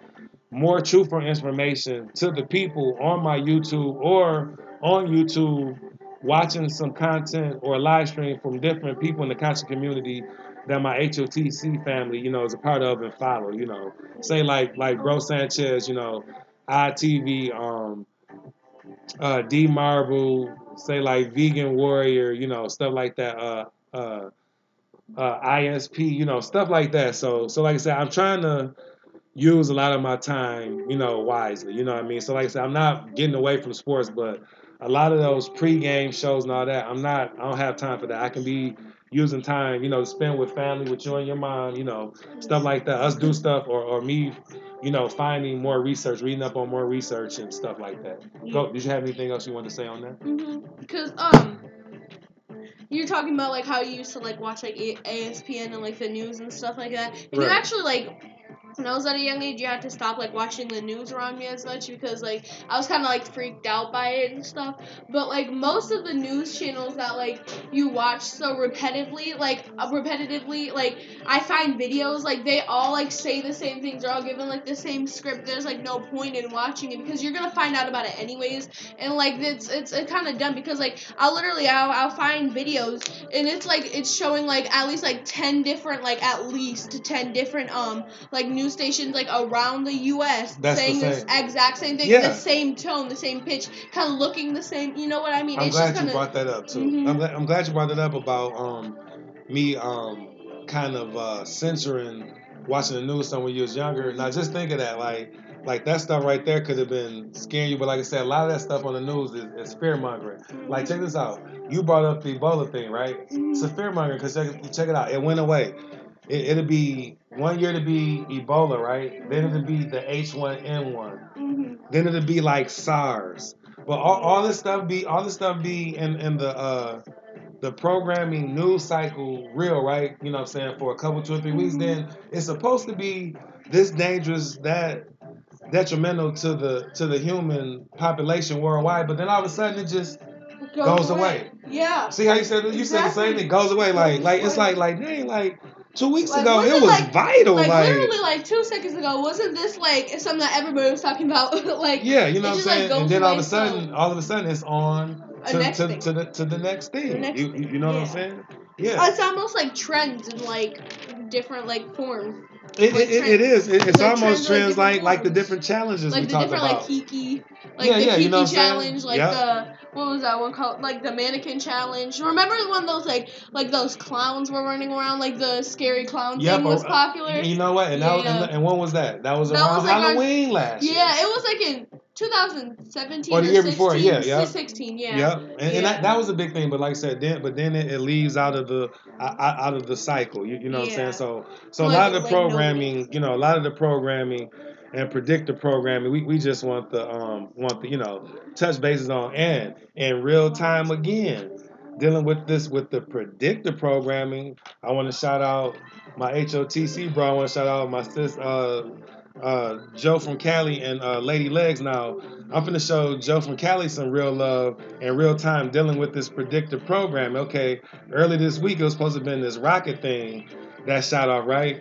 Now my HOTC brethren, Joe from Cali uploaded in real time. He lived in California. He was showing like how weird it was, but he brought up, that was the start of them trying to do the Project Blue Beam. Have you ever heard of that?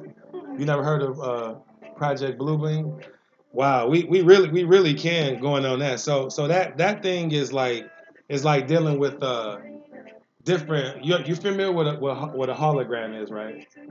Okay, so Project Blue Beam is stuff dealing with coming in the future that different stuff will be plastered in the sky to where you think is real. So let's just say dealing with religion. We're not gonna go just deep into that, but just say with like you've heard in religion, like they say Jesus is coming back, right? So this is the thing. Project Blue Beam would be a holographic image of that portrayed in the sky, or say like how they say it's UFOs. It'll be a projected image, holographic image that they're saying we're being attacked. You see what I'm saying? So stuff like that. So when I'm saying predictive programming, say over the years with alien movies, the alien invasion, right? We'd have movies like I know you're young, but over the years we'd have these different movies that you done heard about, or you might have seen some, right? So that's say in 2022, the news, we get this alert, right? Yeah. Okay, first of all, remember last week when we got that alert? The presidential alert. That presidential alert. Okay, now this is 2018. That scared me. It's for like terrorist attacks. Yeah, now check it out though. Now check it out. We got that right. Predictive programming. This is in real time. Let's say in 2023, we get that presidential alert, right? Okay, it could be Trump or somebody else in office. So on our phones, check it out. On our phones, or if we at home, we gonna get the live feed. People, you need to hunker down. You know what I'm saying? The military. We'll get like yeah, listen, I'm just giving you an example of the predictive programming. Like they tested it out, right? Last week with the alert, right, from the president. I'm just giving an example. Saying 2022, we get that same alert. On our phones, it go live, and if you're at home, it's gonna be live on any channel. If you're in your car listening to the radio, it's gonna be live. It's gonna be the government, the president. I'm just giving an example, saying we're under attack. You know what I'm saying? We've been advised by the military that unidentified flying objects. It has been cited, right? It's been shootings. You know what I'm saying? They're shooting. You know what I'm saying? Different objects, blah blah, right? Listen, that's here in America. Okay, you have the same thing, like say Lady Legs is from the UK. She'll have the same thing going on her news, her radio, as well, right? The same thing from their president, the same thing, right? But the predictive programming was the alerts that we got here in 2018, right? The predictive programming was all these alien movies and all these UFO movies and invasion movies, the invasion of the body snatchers, stuff like that. So when they do get to where they feel they have the holographic images that look real enough to where they project them and then they spook us with it. See what I'm saying? So that's another thing dealing with predictive program. But I just want to shout out my boy JFC Joe from Cali because earlier this week, peace Huey. Earlier this week, when they had that failed so-called rocket attempt, my bro JFC went live and he was talking, if I'm not mistaken, with another customer at a grocery store or wherever he was. He was in the parking lot because he asked the other pedestrian. He was like, "Sir, do you get consent because I'm live on my YouTube?" And the guy was like, "Yeah." And it's weird. And I know if Joe from Cali's still on, I know he kind of cringed and was thinking to himself because the dude said Joe from Cali was showing it. He said something about Project Bluebeam.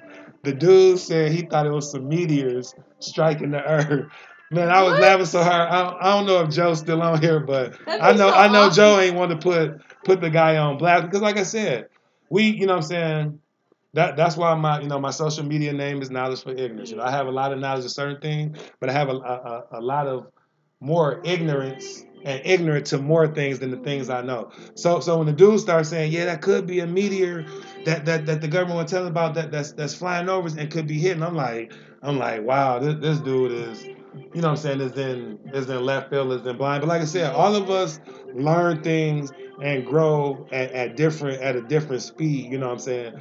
Like I said, it's this one saying um, from Professor Griff that stick with me. Like I said, I still deal with information from all walks of life. Like even though some stuff he might not deal with and try to hide, but one of his statements I like, he say all blades of grass don't grow at the same time. So like I said, I can't really knock that guy who was when him and JFC was dialoguing, and he said, that could be some meteors that the government telling that's coming over and might be from the touchdown because like I said, just like me, myself know, and my HOTC family know that the meteor thing is a hoax.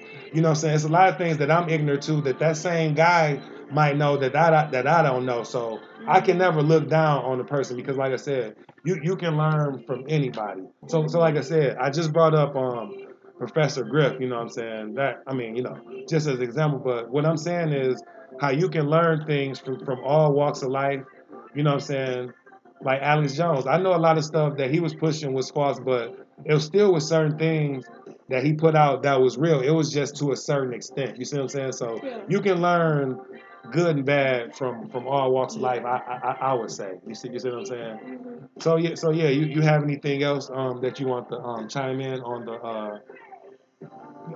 the programming or whatever, or the predictive programming? Because like I said, I just brought that up with JFC because they just shot that rocket thing, but he was bringing up the Project Bluebeam thing, and like I said, going forward, if they start in the next few years or so, whenever they start coming with these false flags or this false narrative of us getting invaded with aliens, the predictive programming have been for years, for decades, with these alien invasion movies and these UFO movies and these outer space type of movies. You know what I'm saying? So yeah. Yeah, that's. I don't really have anything else to talk about. I had something like earlier that I was gonna say, but Yeah, I kind see, of lady. forgot. See, Lady Lex said they've been talking about the space agency over there. Yeah. So like I said, what I'm saying, like I said, we don't want to be too long winded, but with those rockets, like I said, you can do this today, and like the people that will read, watch this, if y'all believe in the space program, they're not leaving this atmosphere. They always arch and curve over.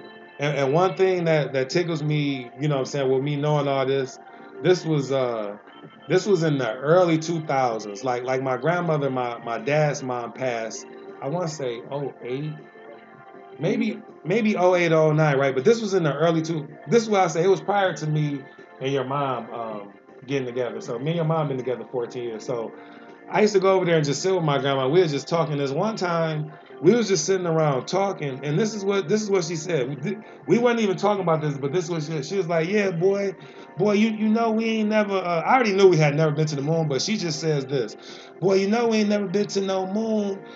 I'm like, Grandma, what you talking about? Like I knew that, but I'm just saying, like, what you Like, talking about? why you just Because yeah, bring why that you bring up it for? up? Yeah. This is what she said. And my grandma just intuitive and You just said great granny said that? no, Or grandma Reed, grandma? granddad Reed. Oh, okay. Yeah, so this is what she said. She was like, yeah, them rockets. She was like, they weren't doing nothing but shooting them monkeys up across the water, and I'm laughing, Like that's a I'm funny laughing, like it's expression. funny Yeah. coming from my grandma, you know what I'm saying? Because she Yeah. old school, right? But dealing with you know what I'm saying, different platforms and stuff that I'm a part of, and different people I follow and research, and the concrete evidence of that.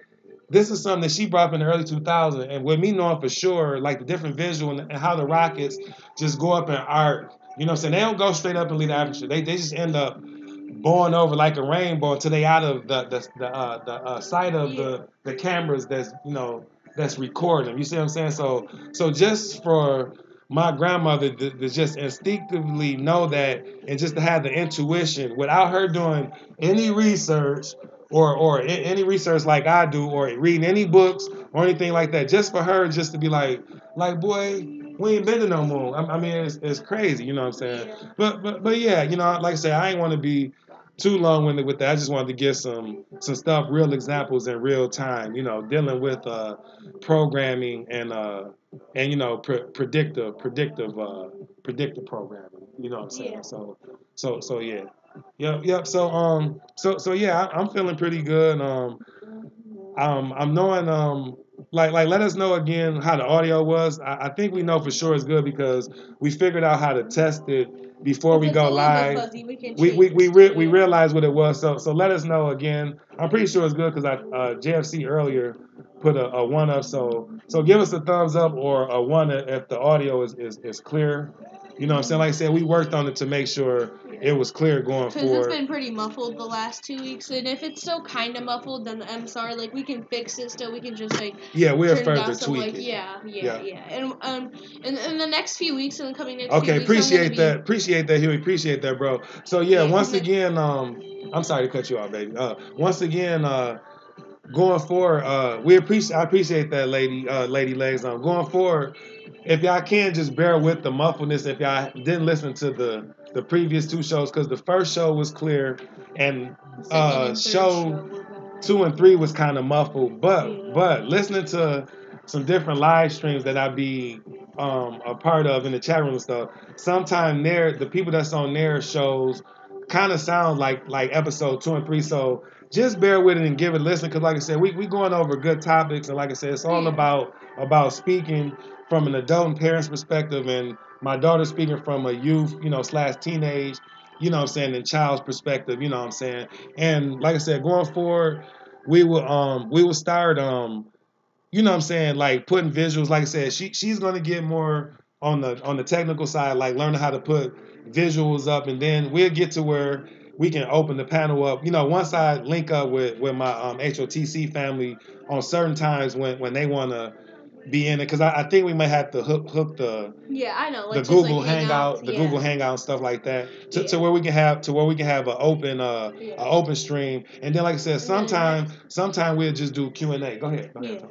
and then the next coming weeks, I'm gonna be like working on some stuff like for like visuals. Like if we're bringing up stuff, like I can like start to like bring up pictures on the computer, like kind of like screen record or like do stuff like that, because like I can get like more into like practicing stuff and like working on like different things that we Exactly. can do for. It's only gonna Yep. keep. It's So gonna keep on it's getting gonna better get and better. better. Yeah, So this is like I only the said, fourth episode. we appreciate everybody tuning in, and those who are gonna watch the re-upload. Like I said, we getting better with it, and like I said, this is bridging the gap. So I don't want to be doing everything. So like I said, we want to, going forward, we want to teach the youth and the teens, how to kind of like try to learn things to be self-sufficient. So what I'm saying is, I'm gonna let her like start tapping in and learning more how to put the visuals up and stuff like that, because going forward, she's 12 years old. This can be a source of income for her going forward. You see what I'm saying? Like I'm saying, like maybe while she in school for a trade or something, or for something else,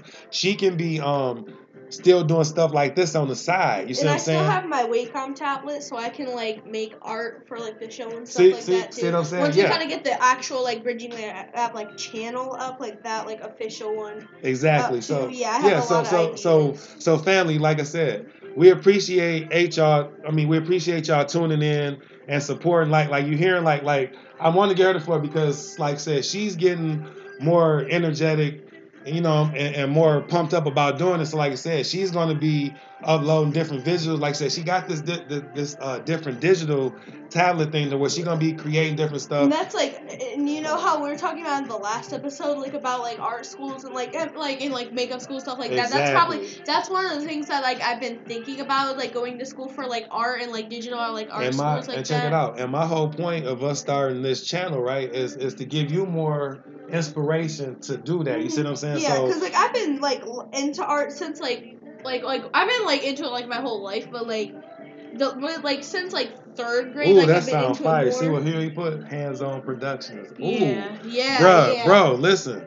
Listen, bro, we gotta get in the server. We're getting yours or the HOTC and we gotta get everybody in to start building more. Cause like I said, we just getting started. Like I said, we appreciate everybody joining in and everybody that's joining in and listening to this. If you don't mind, we not, forcing you or asking. We just asking, if y'all want to re-upload this on you guys' servers and platform, what I'm saying, to spread, because we want this to spread like wildfire. Because like I said, at the end of the day, me and her started this, but this is bigger than me and her. This is for the worldwide family on this plane. So like I said, going forward, we're going to have it to where me and her might do Q&A. And when we get the Google Hangouts going, we'll have y'all input, Lady Legs, Huey, what I'm saying, with y'all, children or young ones in y'all family and the rest of the family. So we gonna continue to turn up. So did you have a couple topics that you want to say that we're gonna go into next week? Oh yeah. Yeah.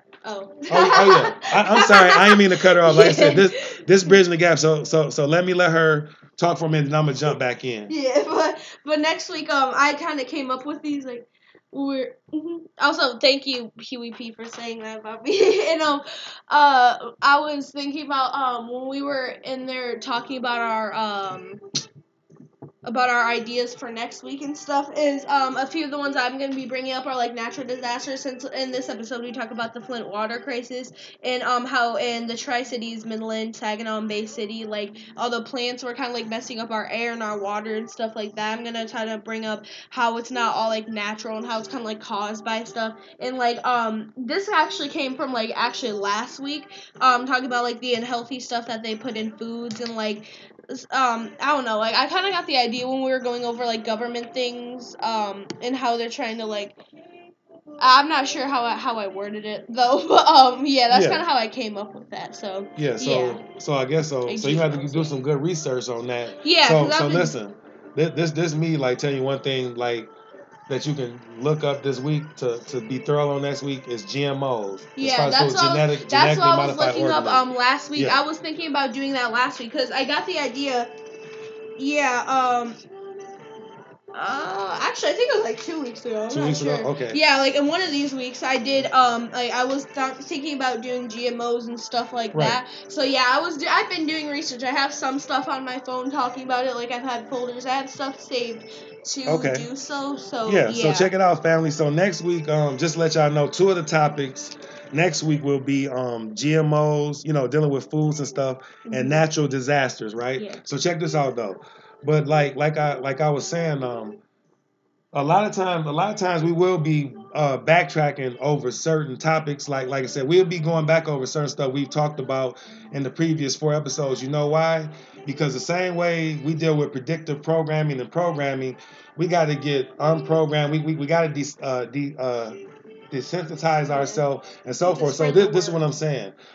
Us talking about some of the same things, I'm not even gonna look at it as repetitive or redundant because we gotta get out of that box. We free thinkers. We free thinkers. We gotta get out of that box, right? So we're gonna be going over some of the same stuff that we've talked about previously because out of sight, out of mind, you go back to the same thing. So that's why I keep on uh calling out to my HOTC family. We got to start back turning up in our servers. I know it's been a lot of vacancy. We gotta turn back up. And what the elites want us to do is stop being together. Like I said, I just started tapping into writing rhymes and stuff this summer during my daughter's Yeah. birthday week. The first thing I wrote was the flat earth freestyle, right? Yeah. But look, all the Even stuff my I'm friends talking were into about. the songs that you were Yeah, making. but Yeah. listen, all the stuff I'm talking about, anything I wrote is real life stuff. You know what I'm saying? It's talking about us being unified. You know what I'm saying? Go to my YouTube page and listen to the verses and the songs I did. I know it was over just different beats, but it's not just like a mixtape. Like I said, all these different beats and stuff is being reused. But go listen to the different verses and songs I did. I'm talking about facts and unity. Listen, I gave myself goosebumps yesterday, right? Because when I got to work, I put on a couple of them, right? The one I put on, and which I'm tripping off myself, that ain't get a lot of support, is the HOTC Unity verse I did, right? And it gave me goosebumps because toward the end of it, I say changing the paradigm and the way the world thinks, bridging the gaps between us adults and teens. You fast forward to now, we got a show called Bridging the Gap. That was like your first one, wasn't it? Or like Yeah, one of your that first was one of ones. my first ones, but that wasn't combined together. You know what I'm saying? I thought about it, and then I'm like, damn. Like 6 weeks ago, I put that in one of my verses, and fast forward, we into the fourth episode. We into the fourth episode of our show, but our show is called Bridging the Gap TV. But on the third verse that I made, that was called the HOTC Unity Flow, I literally said changing the paradigm and the way the world thinks, bridging the gap between us adults and teens. So what I'm saying, then another thing I said on there, I said uh we like to do things in real time. So I was bigging up Sir Drop. So what I'm saying is, I understand to a certain extent, like how we haven't overly been in our server because we are doing stuff. We are really out here doing stuff, right, physically. So I understand, like we go in there, like I said on that verse, steel sharpens steel. We polish each other's tools. Disagree or agree, and after the bill's cool. So like I said, I understand we doing that, but now we've been kind of vacant about the last month. So we got to start back getting in there and getting these great minds together, us brothers and sisters, with this great free thinking, because we feed off each other. We be turning up, you know what I'm saying? So like I said, I know sometime we won't be in there as much, but we got to get everybody back to being in their building. You know what I'm saying? We got to get back in there because that's what we need. You know what I'm saying? Like I said, on another one, on the song, the one song I did, Life, the power's in the numbers. That's what strengthens us. The 1% can only mimic us. Feel what I'm saying? The power's in the numbers. So us being kind of sporadic and only two and three people being online and people only being in certain servers, we got to turn back up to we all in there together to build. So like I said, we ain't want to get long-winded. So a couple topics going into next week will be GMOs in the foods and natural disasters, which the natural disaster, like I said, we're going to be going back over previous topics. So the I have natural some good disasters. examples too. You do? Okay. Yeah, because I have some good examples coming from like my friends too. Because since I have like about like 3 friends that live down in like the area like where like a lot of the hurricanes are happening right now too. Okay, So like I okay. have some examples from that. Oh And, yeah, like and talking we do about how they're too. probably. Check this out, and we Oh, got, because and you my have some brother, people yeah, from your family. the HOT, my HOTC brother, Knowledge Uprising stand in North Carolina. So a good thing he was doing, he was doing live videos showing us in real time what was going on, like the difference in the That's just narrative. coming from crisis actor. Yeah, from the crisis actor and the narrative that the news was showing. Yeah. So like I said, we appreciate everybody tuning in. Like I said, we just scratching the surface. And another thing, the two of the topics next week will be the GMOs and natural disasters. But another thing that I want to show too, I don't know, are you gonna come Monday or Saturday or Sunday up there to help me? It'll be better Well, because how many it's Saturday. days? It's Saturday and Sunday. Oh, But I really okay, but I might okay. go to both of them. I'm Okay, not so sure. It's check it just out. depending on how I like the first day. Yeah, so just check it out. Show you how we do stuff in real time, right? Like I said, my first love is basketball. I play high school and college ball.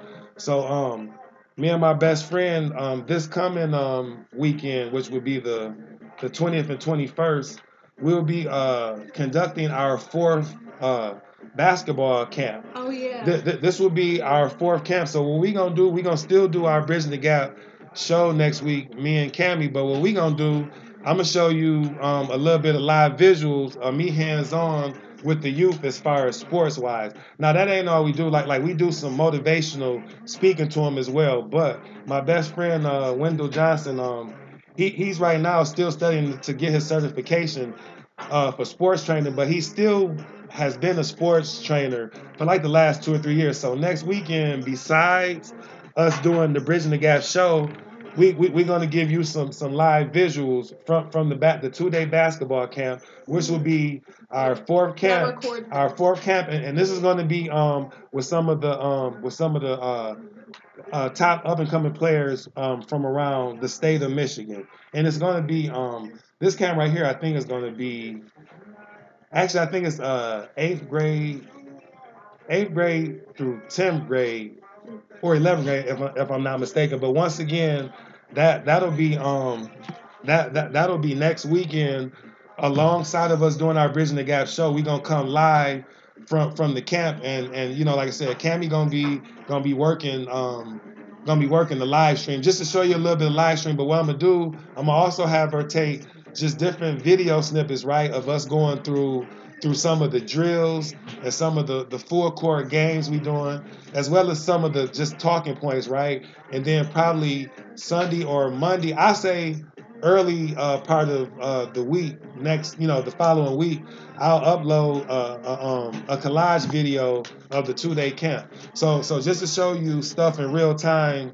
hands-on stuff that I'm doing with the teenage and the youth as well. You know what I'm saying, as far as training, as far as basketball wise. So yeah, so once again, we appreciate everybody that's tuning in live, and those who will watch the re-upload. And like I said, we happy to have everything on the same page now. Like the first week, the audio was great, but we didn't have our faces up or our Bridging the Gap logo.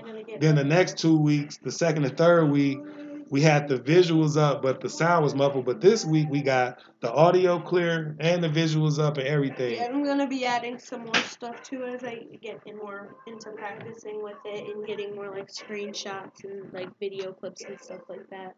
Right, and, like, right. Getting more into like editing it. Yeah. Yep. So once again, we appreciate the love and the support. You know what I'm saying? And by way of the HOTC, this is Bridging the Gap TV, and I'm K4I. And I'm Cammy. And we're signing out this week from Bridging the Gap TV. Until next week, peace. Peace.